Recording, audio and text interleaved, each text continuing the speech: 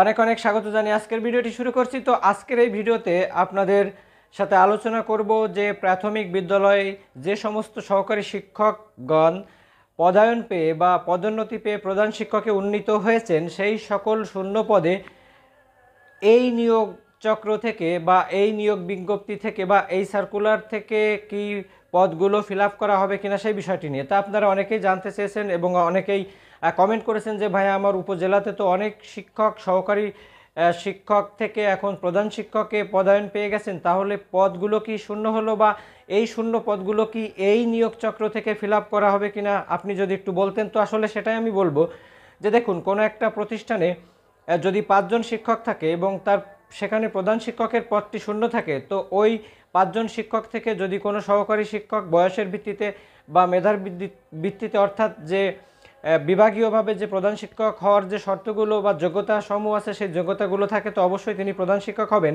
তো অনেকের মনে প্রশ্ন যে ৫ জন শিক্ষক থেকে একজন প্রধান শিক্ষক হচ্ছেন, তাহলে শিক্ষক তো ৫ জনই থাকলো, তাহলে শূন্য পদ কীভাবে হলো? তো দেখুন, ওই স্কুলে হয়তো প্যাটার্ন যে শিক্ষক, সেখানে টোটাল শিক্ষকের জায়গা আছে হয়তো ৬ জন। এখন ৬ জন থেকে প্রধান শিক্ষক না থাকার কারণে ৫ জন দিয়ে প্রতিষ্ঠান চলছিলেন। এখন যখন একজন ওখান থেকে প্রধান শিক্ষক হয়ে যাচ্ছেন, তো অবভিয়াসলি কিন্তু একজন সহকারী শিক্ষকের পদ শূন্য হচ্ছে।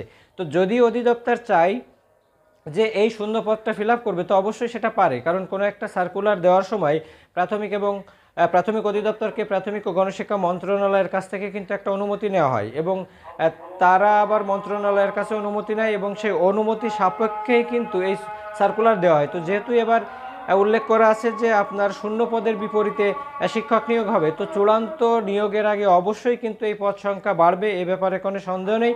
তো এখন আপনারা আপনাদের মতো প্রস্তুতি নিতে থাকুন। আপনাদের জন্য অবশ্যই অনেক অনেক শুভকামনা। ধন্যবাদ।